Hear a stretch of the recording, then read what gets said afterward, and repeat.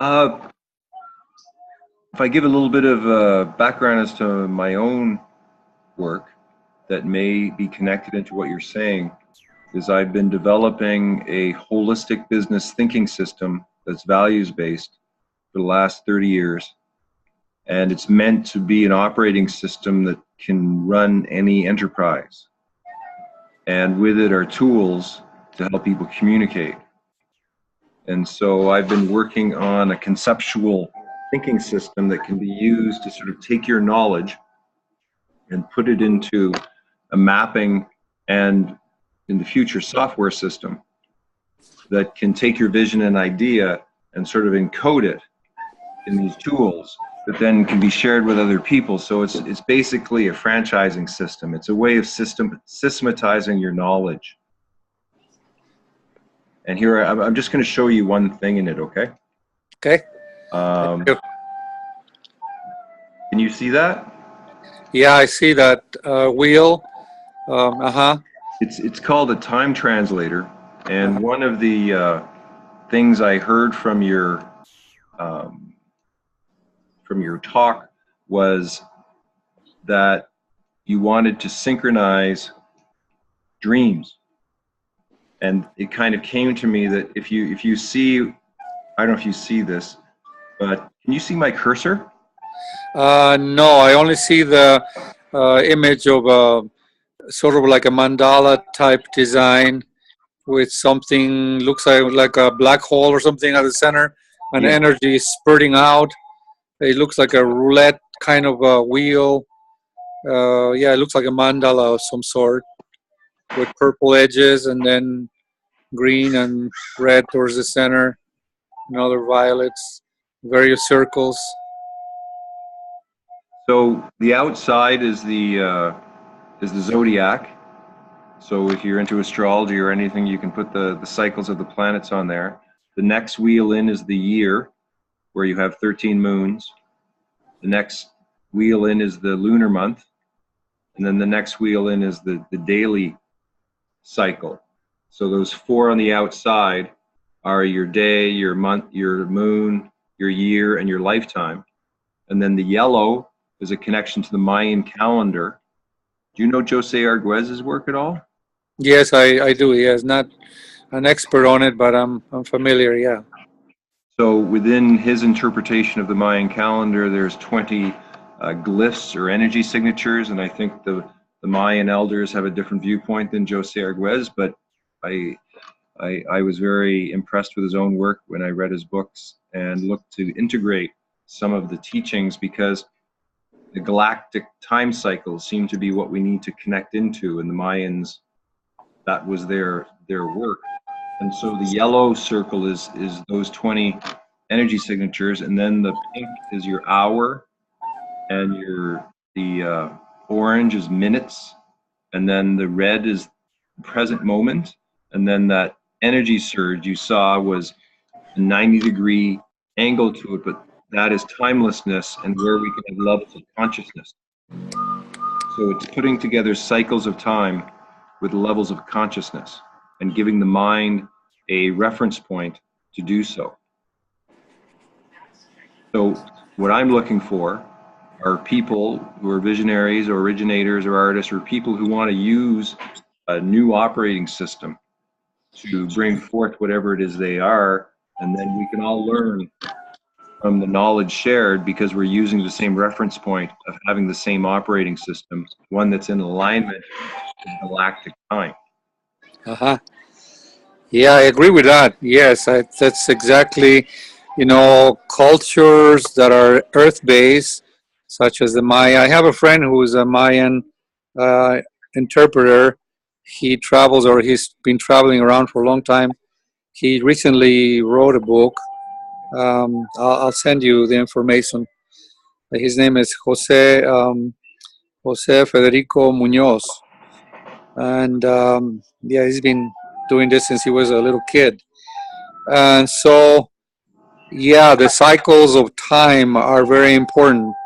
And in the Hopi understanding, uh, it is by following the cycles of life within time that we are able to be part of the community, the natural order that is the community of nature, the universal community of life. So yes, I understand what you're saying. So that's why the equinox was selected, and the equinox and the solstice, because uh, these points were all observed in this culture, the Maya and other cultures. You know, the seasons were very, very important, and the time of passage, transition from seasons were very, very important. So if we attune our bodies and minds and our ways of living to the seasons, to the rhythm of nature, we will have achieved a great deal.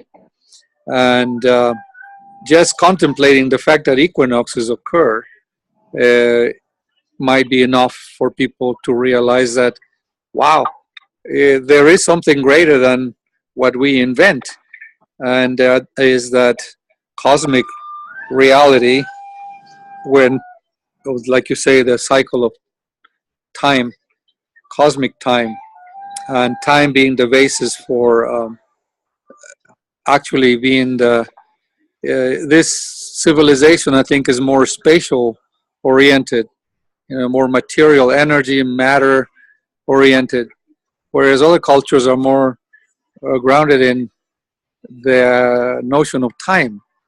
That's all there is. That's when we can do anything. You know, it's not where we do, it's when we do it and how we do it. Yeah, so that's great. I like it. I like what you're proposing. So I see, like, obviously this is a first contact conversation that was synchronistically connected through Gregory. And to me, what I'll do is I've been recording this. Okay. And so I have, one of my projects is the School of Conscious Communication, and I'm going to load it up there. And Okay. we can see about how we can help to bring your vision into being and to take your knowledge and to basically make it available, right? Because you hold many different keys that only an elder can hold.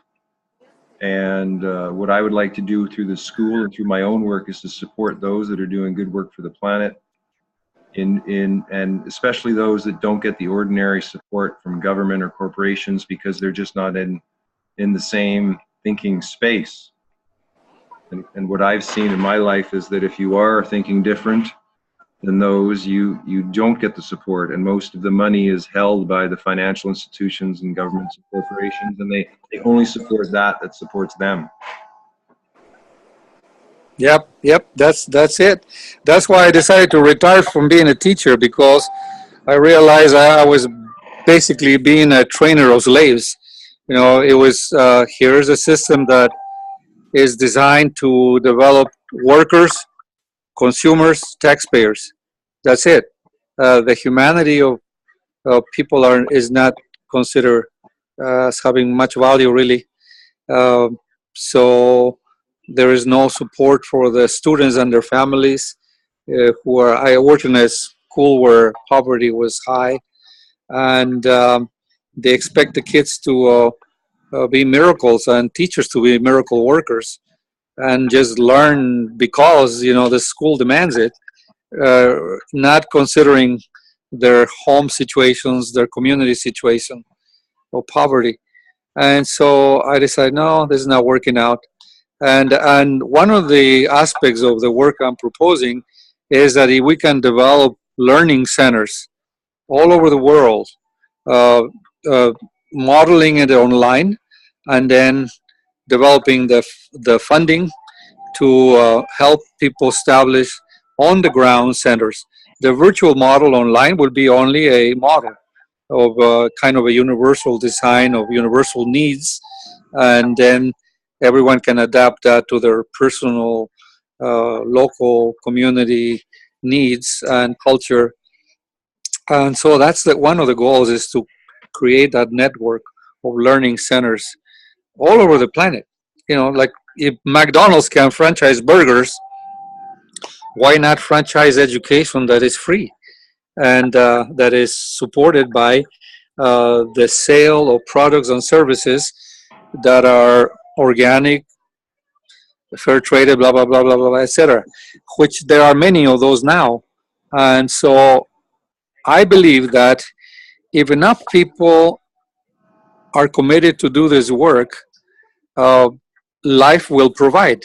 We're taking care of, as long as we take care of life, life will take care of us.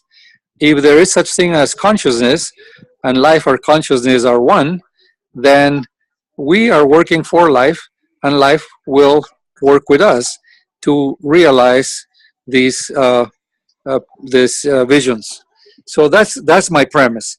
And over the years, I've come to understand that yes, there is such a thing as life. There is such thing as consciousness, and they are the same. And yes, uh, we can change the material world conditions. So that is the project.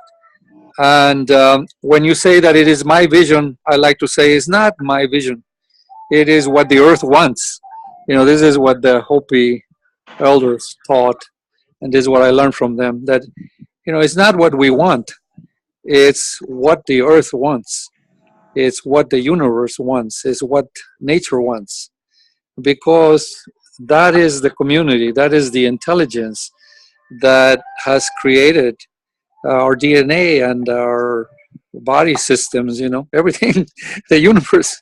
So people debate about whether the universe is evolving and started with a big bang, or was it created by God, or whatever, But those are like nonsense debates, because they don't go anywhere. The Hopi have a very good way to explain this, that either you think with a cross, where the dualities of life are seen as antagonistic and everything is an enemy, or you can think with a circle and think that everything is God or freedom or love or something like that. And also that can make you crazy, because you cannot understand what love is or what God is or what freedom is. But if we combine those two, and we turn it into a complementary antagonisms, which is the Hopi shield is the circle with a cross inside divided in 4 parts, and then a little circle in each quarter. And I found that symbol that since ancient times it has been used to represent the earth. In astrology is used to represent the earth, the circle and the cross, right? And then in biology, the circle and the cross with the 4 little circles represents mitosis, the division of cells, the reproduction of cells. And so there is a knowledge that has been kept since ancient times, and this is what the Hopi and other indigenous peoples have preserved. And that knowledge has always been here, will always be here, because it's the knowledge of nature. It's the patterns of nature, is the way that natural reality is constructed, the web of life. And the web of life is constructed with relationships. So that's ecology. So translating these things to modern terms, we're talking about ecology, the science and art of relationships. So this part of this project is to engage people in playing this game, learning about themselves, and then meeting other people like we are doing. So when we meet other people, then we begin to discuss what are we going to do together? Why have we met? We are both traveling through this labyrinth of life, and how are we going to get out of it? What are we going to do with our stories, and how do these stories combine to be part of the story of creation? And that's the purpose of the game, is to engage people in participating in life as members of the community of life. So it transcends all nations, it transcends all religions, It transcends all cultures, and it's appropriate for each culture and each nation and each religion and each political system to use it, because we're talking about the uh, platform, let's call it that way, the system of the, like in the Hobbit, the ring that rules them all. So that's what nature is. You can't mess with nature. It's like nature is what keeps us alive.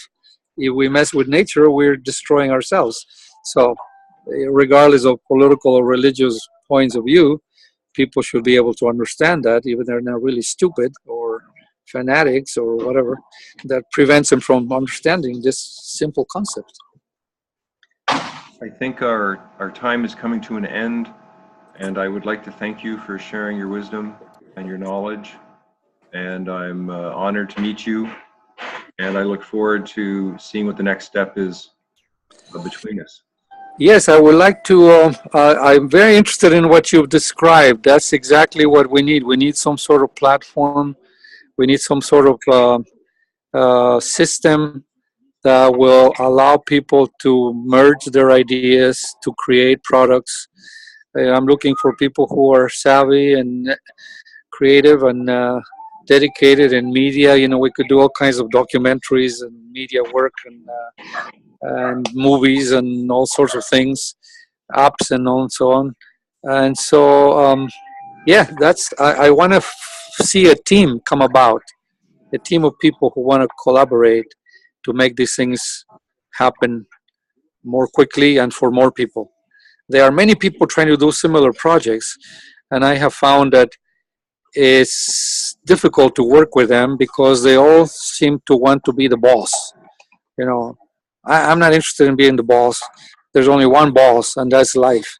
And we want to have a participatory democracy kind of situation where we all respect each other as equals and we collaborate as humans.